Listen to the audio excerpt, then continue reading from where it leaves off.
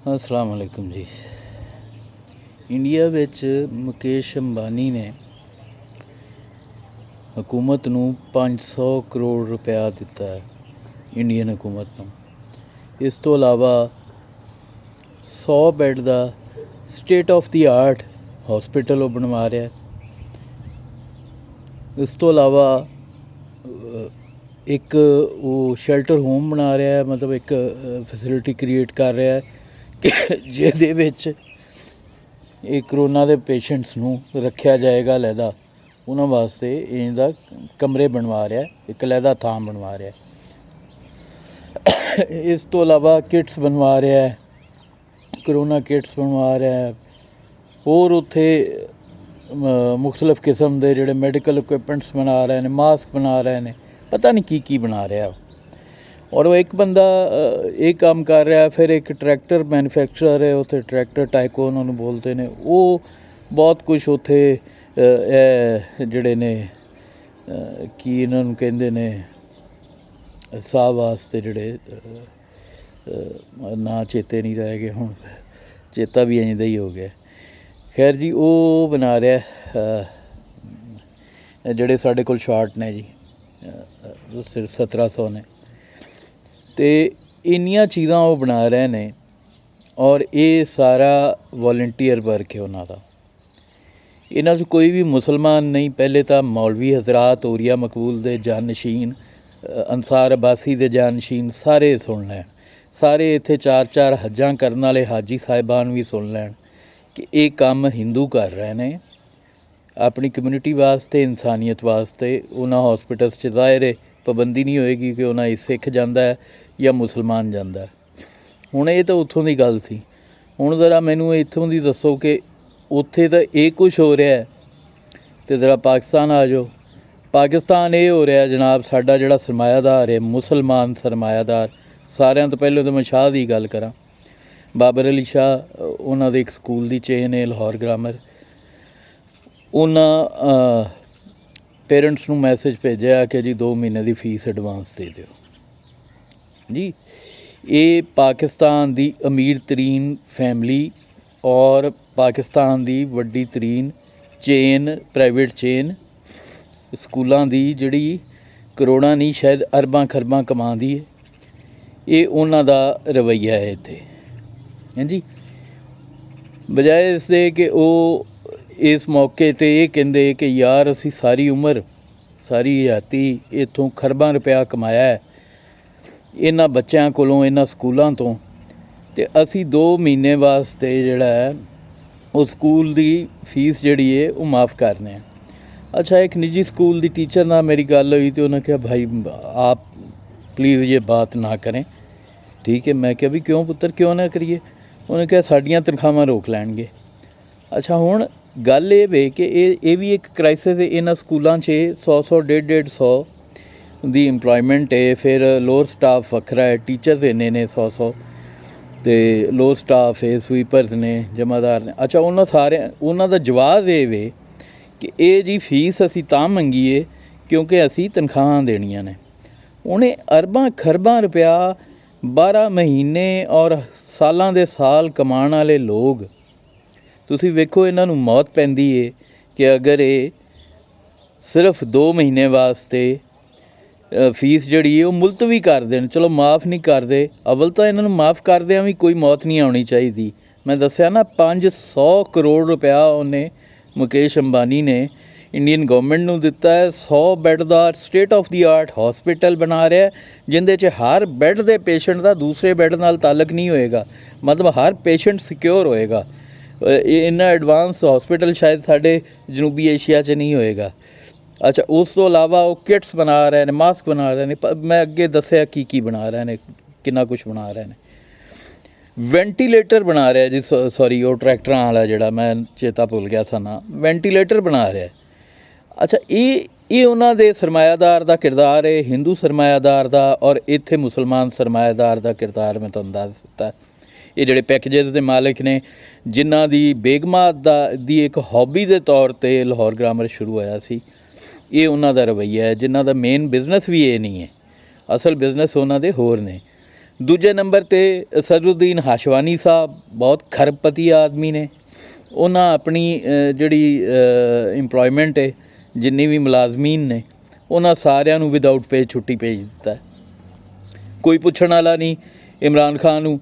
ਉਹ ਨੈਬ ਤੇ ਹਰ ਵਕਤ ਇੱਕੋ ਰੋਣਾ, ਉਹ ਕੰਮ ਅਕਲ ਇਨਸਾਨ ਹਰ ਵਕਤ ਇੱਕੋ ਰੋਣਾ, ਫਲਾਨਾ ਖਾ ਗਿਆ ਫਲਾਨਾ। ਇਹਨਾਂ ਨੂੰ ਕਿਹਨੇ ਪੁੱਛਣਾ ਹੈ? ਇਹ ਜਿਹੜੇ ਵਿਦਆਊਟ ਪੇ ਇਸ ਵਕਤ ਭੇਜ ਰਹੇ ਨੇ ਆਪਣੇ ਨਿੱਜੀ ਸੈਕਟਰ ਦੇ ਅੰਦਰ, ਇਹਨਾਂ ਨੂੰ ਕੌਣ ਪੁੱਛੇਗਾ? ਇਹ ਰਿਆਸਤ ਦਾ ਇਹਦੇ 'ਚ ਕੋਈ ਕਿਰਦਾਰ ਹੋਣਾ ਚਾਹੀਦਾ ਹੈ ਕਿ ਨਹੀਂ? ਉਹ ਕਿਸ ਬੁਨਿਆਦ 'ਤੇ ਸਾਫਤ ਦੇ ਦੌਰ 'ਚ ਆਪਣੇ ਮੁਲਾਜ਼ਮੀਨ ਨੂੰ ਵਿਦਆਊਟ ਪੇ ਘਰਾਂ ਨੂੰ ਭੇਜ ਰਹੇ ਨੇ? ਔਰ ਇਹ ਜਿਹੜੇ ਸਕੂਲਾਂ ਵਾਲੇ ਨੇ, ਇਹ ਇੰਜ ਕਿਵੇਂ ਇਸ ਮੌਕੇ 'ਤੇ ਦੇਖੋ, ਇਸ ਵਕਤ ਸਵਾਏ ਤੰਦੂਰ ਵਾਲੇ ਤੋਂ, ਤੰਦੂਰ, ਬੇਕਰੀ, ਕਰਿਆਨਾ ਅਤੇ ਫਾਰਮੇਸੀ ਅਤੇ ਸ਼ਾਇਦ ਕੋਈ ਇੱਕ ਅੱਧਾ ਹੋਰ ਬਿਜ਼ਨਸ ਇਹ ਚੱਲ ਰਹੇ ਨੇ।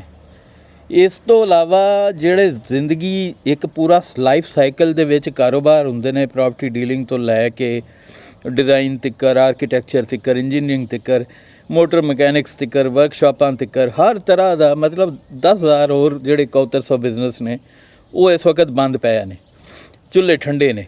ਉਹਨਾਂ ਦੇ ਕੋਲ ਕਿਤੋਂ ਪੈਸਾ ਨਹੀਂ ਆ ਰਿਹਾ ਸਿਵਾਏ ਇਹਨਾਂ ਕਰਿਆਨੇ ਵਾਲਿਆਂ ਦੇ ਜਾਂ ਜਿਹੜੇ 2-4 ਮੈਂ ਦੱਸੇ ਨੇ ਤੁਹਾਨੂੰ।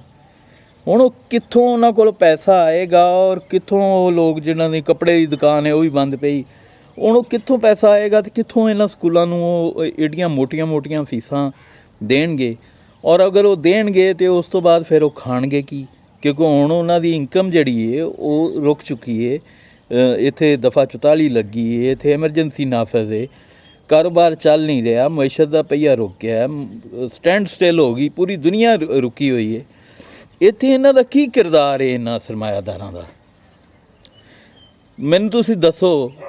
ਇਹ ਪਾਕਿਸਤਾਨ ਦਾ ਸਭ ਤੋਂ ਅਮੀਰ ਆਦਮੀ ਮੀਆਂ ਮਨਸ਼ਾ ਫੈਸਲਾਬਾਦ ਦਾ, ਉਹਨੇ ਕੀ ਅਨਾਊਂਸਮੈਂਟ ਕੀਤੀ ਹੁਣ ਤੱਕਰ? ਇੱਥੇ ਦਾਊਦ ਹਰਕੁਲੀਸ ਵਾਲਿਆਂ ਹੁਣ ਤੱਕਰ ਕੀ ਅਨਾਊਂਸਮੈਂਟ ਕੀਤੀ ਹੈ? ਮੀਆਂ ਮਨਸ਼ੇ ਨੇ ਕਿੰਨੇ ਆਪਣੇ ਇੱਥੇ ਇੰਪੋਰੀਅਮ ਮਾਲ ਦੇ ਵੀ ਉਹ ਮਾਲਕ ਨੇ, ਪਤਾ ਨਹੀਂ ਕਿੰਨਾ ਬੇਹਿਸਾਬ ਹੀ ਪੈਸਾ ਹੈ। ਉਹਨੇ ਕਿੰਨਾ ਪੈਸਾ ਹੁਣ ਤੱਕ ਸਟੇਟ ਨੂੰ ਦਿੱਤਾ ਹੈ? ਅਵਲ ਤਾਂ ਸਟੇਟ ਨੂੰ ਤਾਂ ਖੈਰ ਮੈਂ ਹੱਕ 'ਚ ਹੀ ਨਹੀਂ ਕਿ ਇਮਰਾਨ ਖਾਨ ਜਾਏ ਕਰਪਟ ਵਜ਼ੀਰ ਆਜ਼ਮ ਦੀ ਕਾਲ ਦੇ ਉੱਤੇ ਕੋਈ ਪੈਸਾ ਸਰਕਾਰੀ ਖਜ਼ਾਨੇ 'ਚ ਜਮ੍ਹਾਂ ਕਰਾਇਆ ਜਾਏ। ਔਰ ਇਸ ਕਰਪਟ ਜਿਹੜੀ 72 ਸਾਲ ਤੋਂ ਹੀ ਕਰਪਟ ਬਿਊਰੋਕਰੇਸੀ ਹੈ, ਇਹਦੇ ਸਰਕਾਰੀ ਇਹਨਾਂ ਦੇ ਬੈਠਿਆਂ, ਚੋਰਾਂ ਦੇ ਬੈਠਿਆਂ ਕੋਈ ਪੈਸਾ ਜਿਹੜਾ ਹੈ ਉਹ ਸਰਕਾਰੀ ਖਜ਼ਾਨੇ 'ਚ ਜਮ੍ਹਾਂ ਕਰਾਇਆ ਜਾਏ, ਤਾਂ ਕਿ ਇਹੋ ਹੀ ਇਹਨਾਂ ਦੇ ਹੀ ਇੰਪਲੋਇਮੈਂਟ ਜਿਹੜੀ ਹੁੰਦੀ ਹੈ ਉਹ ਹੀ ਸਾਰੇ ਮੁਲਾਜ਼ਮੀਨ ਹੀ ਲੁੱਟ ਕੇ ਖਾ ਜਾਣ ਉਹ ਸਾਰਾ ਪੈਸਾ, ਅਤੇ ਹੋਰ ਕਿਸੇ ਦੇ ਉਹ ਕੰਮ ਨਾ ਆਏ, ਕਿਸੇ ਗਰੀਬ ਦੇ। ਉਹਦੇ ਨਾਲੋਂ ਬਿਹਤਰ ਹੈ ਕਿ ਇਹ ਇੰਨੇ ਮਜ਼ਬੂਤ ਲੋਕ ਨੇ, ਇਹ ਜਿੰਨੇ ਸਾਰਿਆਂ ਦੇ ਮੈਂ ਨਾਂ ਲੈ ਰਿਹਾ, ਮੀਆਂ ਮਨਸ਼ਾ ਹੋ ਗਿਆ, ਇਹ ਬਾਬਰ ਅਲੀ ਸ਼ਾਹ ਸਾਹਿਬ ਹੋ ਗਏ, ਸਦਰੁद्दीन ਹਾਸ਼ਵਾਨੀ ਹੋ ਗਿਆ, ਇਹ ਸਹਿਗਲ ਹੋ ਗਏ, ਦਾਊਦ ਹਰਕੁਲੀਸ ਵਾਲੇ, ਮੇਮਨ ਹੋ ਗਏ ਕਰਾਚੀ ਦੇ, ਇਹ ਸਾਰੇ ਬੜੇ ਵੱਡੇ ਰਈਸ ਨੇ। ਹੋਰ ਇਹ ਇੰਜ ਦੇ ਜਿਹੜੇ ਨੇ, ਇਹ ਟੋਟਲ 2200 ਖਾਨਦਾਨ ਹੈ ਇੰਜ ਦਾ। ਕਦੀ 22 ਹੁੰਦੇ ਸਨ, ਹੁਣ ਇਹ ਵੱਧ ਕੇ ਇਹਨਾਂ ਦੇ ਬੱਚਿਆਂ ਦੇ ਬੱਚੇ ਤੇ ਵੱਧ ਕੇ ਇਹ 2200 ਹੋ ਚੁੱਕੇ ਨੇ। ਮਲਕ ਰਿਆਜ਼ ਇੱਕ ਹੈ ਸੀ ਜਿਹੜਾ ਉਹ ਕਲਰਕ ਤੋਂ ਉੱਤੇ ਆਇਆ ਸੀ, ਉਹ ਕੋਈ ਲੰਗਰ ਚਲਾਉਂਦਾ ਪਿਆ ਸੀ, ਉੱਥੇ ਉਹਨਾਂ ਲੰਗਰਖਾਨੇ ਵੀ ਖੋਲ੍ਹੇ ਨੇ ਮੁਕੇਸ਼ ਅੰਬਾਨੀ ਨੇ ਲੋਕਾਂ ਲਈ। ਅੱਛਾ, ਉਹ ਮਲਕ ਰਿਆਜ਼ ਲੰਗਰਖਾਨੇ ਚਲਾਉਂਦਾ ਪਿਆ ਸੀ, ਉਹਦਾ ਲੱਕ ਮੈਂ ਭੰਨ ਦਿੱਤਾ ਸੁਪਰੀਮ ਕੋਰਟ ਨੇ ਉਹਦੇ ਕੋਲ ਲੈ ਕੇ, ਹੁਣ ਉਹ ਵੀ ਚੁੱਪ ਹੈ। ਉਹਦੇ ਵੱਲੋਂ ਵੀ ਕਿਸੇ ਕਿਸਮ ਦੀ ਕੋਈ ਅਨਾਊਂਸਮੈਂਟ ਨਹੀਂ ਆਈ। ਮਤਲਬ ਅਸੀਂ ਮੁਸਲਮਾਨ ਸਿਰਫ ਸਾਨੂੰ ਇਹ ਦਾਅਵਾ ਹੈ ਕਿ ਅਸੀਂ ਸਭ ਤੋਂ ਅੱਛੀ ਕੌਮ ਹਾਂ, ਅਸੀਂ ਸਭ ਤੋਂ ਅੱਛੀ ਮਤਲਬ ਵੀ ਸਾਡਾ ਕੌਮ ਵੀ ਸਭ ਤੋਂ ਅੱਛੀ ਆ, ਲੇਕਿਨ ਅਮਲੀ ਤੌਰ 'ਤੇ ਅਸੀਂ ਕੁਛ ਕਰਕੇ ਵਿਖਾਉਣ ਨੂੰ ਤਿਆਰ ਨਹੀਂ। ਅੱਜ ਇੱਕ ਵੀਡੀਓ ਵੇਖੀ, ਬੜੀ ਖੁਸ਼ੀ ਹੋਈ। ਉਹ ਗੁੱਜਰ ਨੇ ਕੋਈ, ਉਹਨਾਂ ਦੀ ਦੁੱਧ ਦੀ ਦੁਕਾਨ ਹੈ, ਉਹਨਾਂ ਦੁੱਧ ਉੱਥੇ 50 ਰੁਪਏ ਕਿਲੋ ਕਰਤਾ, ਮਤਲਬ 50% ਡਾਊਨ ਕਰਤੀ ਕੀਮਤ। ਅਤੇ ਚਲੋ ਇਹ ਇੱਕ ਅੱਛੀ ਮਿਸਾਲ, ਲੇਕਿਨ ਇਹ ਬਹੁਤ ਛੋਟੇ ਲੈਵਲ ਹੈ ਨਾ। ਇੱਕ ਵਿਚਾਰਾ ਦੁੱਧ ਵਾਲਾ ਕਿੰਨੇ ਕੁ ਪੈਸੇ ਕਮਾ ਲੈਂਦਾ ਹੈ। ਦੂਜਾ ਇਹ ਕਿ ਉਹਨਾਂ ਦਾ ਦੁੱਧ ਤਾਂ ਸਰਪਲਸ ਹੀ, ਉਹਨੂੰ ਜ਼ਾਇਆ ਜਾਣਾ ਸੀ, ਉਹਨਾਂ ਚਲੋ ਸਸਤਾ ਕਰ ਦਿੱਤਾ, ਉਹਨਾਂ ਦਾ ਰੱਬ ਭਲਾ ਕਰੇ। ਲੇਕਿਨ ਇਹ ਲੋਕ, ਇਹ ਜਿਹੜੇ ਖਰਬਾਂਪਤੀ ਲੋਕ ਨੇ, ਇਹ ਜਿਹੜੇ ਅੱਜ ਖਰਚਣ ਬੈਠਣ ਅਤੇ ਇਹਨਾਂ ਦੀਆਂ 100 ਨਸਲਾਂ ਬਗੈਰ ਤੀਲਾ ਪੰਨੇ ਅਯਾਸ਼ੀ ਦੀ ਜ਼ਿੰਦਗੀ ਗੁਜ਼ਾਰ ਸਕਦੀਆਂ ਨੇ। ਇਹਨਾਂ ਅੱਜ ਤੱਕ ਕੀ ਕੀਤਾ ਹੈ? ਕੋਈ ਅਨਾਊਂਸਮੈਂਟ ਆਈ ਇਹਨਾਂ ਵੱਲੋਂ? ਕੋਈ ਮੀਆਂ ਮਨਸ਼ੇ ਵੱਲੋਂ ਅਨਾਊਂਸਮੈਂਟ ਆਈ? ਬਾਬਰ ਅਲੀ ਸ਼ਾਹ ਆਰਾਂ ਵੱਲੋਂ ਤਾਂ ਕੀ ਆਣੀ, ਉਹਨਾਂ ਤੋਂ 2 ਮਹੀਨੇ ਦੀ ਫੀਸ ਮੰਗ ਲਈ। ਹੋਣਾ ਇਹ ਚਾਹੀਦਾ ਹੈ, ਇਹ ਫੀਸ ਦਾ ਇਸ਼ੂ ਵੀ ਸੀਰੀਅਸ ਹੈ, ਇਹਦੇ 'ਚ ਵੀ ਗਵਰਨਮੈਂਟ ਇੰਟਰਵੀਨ ਕਰੇ ਔਰ ਇਹਨਾਂ ਸਕੂਲਾਂ ਨੂੰ ਕਵੇ ਕਿ ਯਾਰ ਤੁਹਾਨੂੰ ਅਸੀਂ ਟੈਕਸ 'ਚ ਐਡਜਸਟ ਕਰ ਦਾਂਗੇ, ਤੁਸੀਂ 2 ਮਹੀਨੇ ਦੀ ਫੀਸ ਜਿਹੜੀ ਹੈ ਉਹ ਪੇਰੈਂਟਸ ਨੂੰ ਵੈਸੇ ਹੀ ਛੱਡ ਦਿਓ। ਅਤੇ ਅਗਰ ਨਹੀਂ ਛੱਡ ਸਕਦੇ ਤਾਂ ਵੀ ਇਹ ਕਰਨ ਕਿ 1 ਮਹੀਨੇ ਦੀ ਲੈ ਲੈਣ, ਜਾਂ ਇਹ ਕਿ ਅੱਧਾ ਬੋਝ ਗਵਰਨਮੈਂਟ ਆਪਣੇ ਸਿਰ ਲੈ ਲਵੇ, ਅੱਧਾ ਇਹ ਸਕੂਲ ਆਪਣੇ ਸਿਰ ਲੈ ਲੈਣ ਅਤੇ ਪੇਰੈਂਟਸ ਨੂੰ ਸਪੇਅਰ ਕਰਨ। ਕਿਉਂਕਿ ਇਸ ਵਕਤ ਤੁਹਾਨੂੰ ਦੱਸਿਆ ਕਿ 95% ਬਿਜ਼ਨਸ ਤਾਂ ਬੰਦ ਪਏ ਨੇ, ਸਿਰਫ ਇਹੋ 4-5 ਜ਼ਰੂਰੀਆਤ ਜ਼ਿੰਦਗੀ ਵਾਲੇ ਜਿਹੜੇ ਕਾਰੋਬਾਰ ਨੇ ਉਹ ਹੀ ਚੱਲ ਰਹੇ ਨੇ। ਅਤੇ ਇਸ ਵਾਸਤੇ ਇਹ ਸਾਡਾ ਫਰਜ਼ ਬਣਦਾ ਹੈ, ਇਹ ਇੱਕ ਇਸਲਾਮੀ ਰਿਆਸਤ ਹੈ, ਅਸੀਂ ਮੁਸਲਮਾਨ ਹਾਂ, ਸਭ ਤੋਂ ਉੱਚੀ ਕੌਮ ਆ, ਸਭ ਤੋਂ ਉੱਚਾ ਸਾਡਾ ਦੀਨ ਹੈ, ਅਤੇ ਸਾਨੂੰ ਹਿੰਦੂਆਂ ਤੋਂ ਅੱਗੇ ਹੋਣਾ ਚਾਹੀਦਾ, ਸਾਨੂੰ ਇਨਸਾਨੀਅਤ ਦੀ ਜ਼ਿਆਦਾ ਵੱਡੀ ਮਿਸਾਲ ਪੇਸ਼ ਕਰਨੀ ਚਾਹੀਦੀ। ਅਤੇ ਇਹ ਬਹਰਹਾਲ ਇਹ ਲੋਕ ਨੇ, ਮੀਆਂ ਅਮਰ ਵੀ ਬੜਾ ਅਮੀਰ ਆਦਮੀ ਹੈ, ਉਹਨੇ ਵੀ ਗਵਰਨਮੈਂਟ ਨੂੰ ਲੈਟਰ ਲਿਖਿਆ ਹੈ, ਉਹਦੀ ਯੂਨੀਵਰਸਿਟੀ ਵੱਲੋਂ ਕੱਲ੍ਹ ਪਰਸੋਂ ਹੀ ਮੇਰੀ ਨਜ਼ਰ ਤੋਂ ਗੁਜ਼ਰਿਆ ਇੱਕ ਲੈਟਰ ਕਿ ਯੂਨੀਵਰਸਿਟੀ ਨੇ ਕਿਹਾ ਕਿ ਜੀ ਗਵਰਨਮੈਂਟ ਜਿਹੜੀ ਹੈ ਉਹ ਸਾਡੀ ਮਦਦ ਕਰੇ। ਹੁਣ ਦੇਖੋ ਇਹ ਮੀਆਂ ਅਮਰ ਖਰਬਾਂਪਤੀ ਆਦਮੀ, ਟ੍ਰਿਲੀਅਨ, ਮਤਲਬ ਇਹ ਮੈਨੂੰ ਵੈਸੇ ਇੱਕ ਗੱਲ ਫੈਸਲਾਬਾਦੀਆਂ 'ਤੇ ਵੀ ਹਾਸੇ ਵਾਲੀ ਗੱਲ ਹੈ, ਵੀਰ ਗੁੱਸਾ ਨਾ ਕਰਨ, ਇਹ ਮੀਆਂ ਅਮਰ ਅਤੇ ਮੀਆਂ ਮਨਸ਼ਾ ਹੀ ਇੰਝ ਦੇ ਨਹੀਂ, ਇਹ ਸਾਰੇ ਫੈਸਲਾਬਾਦੀ ਕੰਜੂਸ ਨੇ। ਜ਼ਰਾ ਫੈਸਲਾਬਾਦੀ ਵੀਰ ਮੈਨੂੰ ਜ਼ਰੂਰ ਇਸ ਗੱਲ ਦਾ ਰਿਪਲਾਈ ਕਰਨ ਕਿ ਕੋਈ ਮਤਲਬ ਇੰਝ ਦਾ ਵੈਲਫੇਅਰ ਦਾ ਕੰਮ ਜਿਹੜਾ ਹੈ, ਇੰਨਾ ਪੈਸਾ ਇਸ ਸ਼ਹਿਰ ਦੇ ਵਿੱਚ, ਨਿੱਕੇ ਜਿਹੇ ਸ਼ਹਿਰ 'ਚ, ਅਤੇ ਮਜਾਲ ਹੈ ਜੇ ਕੋਈ ਇੰਝ ਦੇ ਵੈਲਫੇਅਰ ਦੇ ਕੰਮ 'ਤੇ ਇਸ ਤਰ੍ਹਾਂ ਦੇ ਇੱਕ ਵੱਡੇ ਕੰਮ 'ਤੇ, ਜਾਂ ਜਦੋਂ ਕੌਮ 'ਤੇ ਮੁਸ਼ਕਿਲ ਆਈ ਹੈ ਇਹ ਅੱਗੇ ਹੋ ਕੇ ਖਲੋਣ, ਇਹ ਆਪਣਾ ਰੋਲ ਅਦਾ ਕਰਨ, ਮੁਕੇਸ਼ ਅੰਬਾਨੀ ਦੀ ਤਰ੍ਹਾਂ ਅਦਾ ਕਰਨ, ਜਾਂ ਟਰੈਕਟਰ ਟਾਈਕੋਨ ਦੀ ਤਰ੍ਹਾਂ ਅਦਾ ਕਰਨ, ਇੰਡੀਅਨ ਸਰਮਾਇਆਦਾਰਾਂ ਦੀ ਤਰ੍ਹਾਂ ਅਦਾ ਕਰਨ, ਹਿੰਦੂ ਸਰਮਾਇਆਦਾਰਾਂ ਦੀ ਤਰ੍ਹਾਂ ਅਦਾ ਕਰਨ। ਬਾਰ-ਬਾਰ ਕਹਿੰਦੇ ਮੈਨੂੰ ਸ਼ਰਮ ਆ ਰਹੀ, ਇਹਨਾਂ ਨਹੀਂ ਆਣੀ। ਔਰ ਇਹਨਾਂ ਦਾ ਦਫਾ ਕਰਨ ਵਾਲੇ ਜਿਹੜੇ ਨਾ ਸਾਡੇ ਵਰਗੇ ਮਤਵਸਤ ਤਬਕੇ ਦੇ ਮੁਸਲਮਾਨ, ਉਹਨਾਂ ਨੂੰ ਵੀ ਸ਼ਰਮ ਨਹੀਂ ਆਣੀ। ਉਹਨਾਂ ਨੂੰ ਸ਼ਰਮ ਆ ਜਾਏ ਨਾ ਤਾਂ ਵੀ ਇਹਨਾਂ ਨੂੰ ਸ਼ਰਮ ਆ ਜਾਏ, ਕਿਉਂਕਿ ਜਦੋਂ ਸਾਰਾ ਮੁਆਸ਼ਰਾ ਥੂ ਰਲ ਕੇ ਕਰੇਗਾ ਨਾ ਇਹਨਾਂ ਦੇ ਮੂੰਹ 'ਤੇ ਫਿਰ ਉਹਨਾਂ ਨੂੰ ਸ਼ਰਮ ਲਾਜ਼ਮੀ ਆਵੇਗੀ। ਲੇਕਿਨ ਸਾਡਾ ਮਸਲਾ ਇਹ ਕਿ ਅਸੀਂ ਤਾਂ ਜ਼ਿੱਦ ਮੱਲੀ ਹੈ ਨਾ, ਅਸੀਂ ਹੱਕ ਨਾਲ, ਤਾਂ ਸੱਚੀ ਗੱਲ ਨਾਲ, ਸੱਚ ਤਾਂ ਸਾਡਾ ਇੰਝ ਹੈ ਨਾ ਕਿ ਜਿਵੇਂ ਅਸੀਂ ਸੱਚ ਬੋਲ ਲਿਆ ਤਾਂ ਅਸੀਂ ਬੇਦੀਨੀ ਹੋ ਜਾਵਾਂਗੇ, ਹਾਲਾਂਕਿ ਦੀਨ ਦੀ ਬੁਨਿਆਦ ਹੀ ਸੱਚ ਹੈ, ਖਾਸ ਤੌਰ 'ਤੇ ਇਸਲਾਮ ਦੀ ਬੁਨਿਆਦ। ਅਤੇ ਇਹ ਗੱਲਾਂ ਸੀ ਜੀ ਮੈਂ ਕਰਨੀਆਂ ਸੀ ਤੁਹਾਡੇ ਨਾਲ। ਰੱਬ ਰਾਖਾ, ਆਪਣਾ ਖਿਆਲ ਰੱਖਣਾ, ਆਪਣੇ ਬਾਲ ਬੱਚੇ ਦਾ ਖਿਆਲ ਰੱਖਣਾ। ਹਾਂ, ਇੱਕ ਗੱਲ ਆਖਰੀ ਬਾਲ ਬੱਚੇ ਤੋਂ ਚੇਤੇ ਆ ਗਈ ਕਿ ਇੱਕ ਸ਼ਾਇਦ ਫਾਰਸੀ ਕਹਾਵਤ ਹੈ, ਅਵਲ ਖਵੇਸ਼ ਬਾਦ ਦਰਵੇਸ਼। ਅਤੇ ਜਦੋਂ ਕੋਈ ਪੈਸੇ ਪੂਸੇ ਕਿਸੇ ਦੀ ਮਦਦ ਕਰਨ ਦਾ ਸੋਚੋ ਅਤੇ ਪਹਿਲੇ ਆਪਣੇ ਬਾਲੀ ਬੱਚੇ ਦਾ ਸੋਚ ਲੈਣਾ, ਉਹਨਾਂ ਤੋਂ ਪੈਸੇ ਵਧਣ, ਫਿਰ ਆਪਣੇ ਅਜ਼ੀਜ਼ੋ ਕਾਰਬ ਦਾ ਸੋਚਣਾ, ਆਪਣੇ ਆਂਢ ਗੁਆਂਢ ਦਾ ਸੋਚਣਾ, ਅਤੇ ਫਿਰ ਕੋਈ ਤੀਜੀ ਥਾਂ ਸੋਚਣਾ। ਠੀਕ ਹੈ, ਅਤੇ ਵਿਖਾਵਾ ਨਹੀਂ, ਦਿਖਾਵਾ ਨਹੀਂ। ਪਤਾ ਨਹੀਂ ਲੱਗਣਾ ਚਾਹੀਦਾ ਕਿ ਤੁਸੀਂ ਕਿਸੇ ਦੀ ਮਦਦ ਕੀਤੀ ਹੈ, ਪਰ ਮਦਦ ਹੋਣੀ ਚਾਹੀਦੀ ਹੈ। ਰੱਬ ਰਾਖਾ ਜੀ।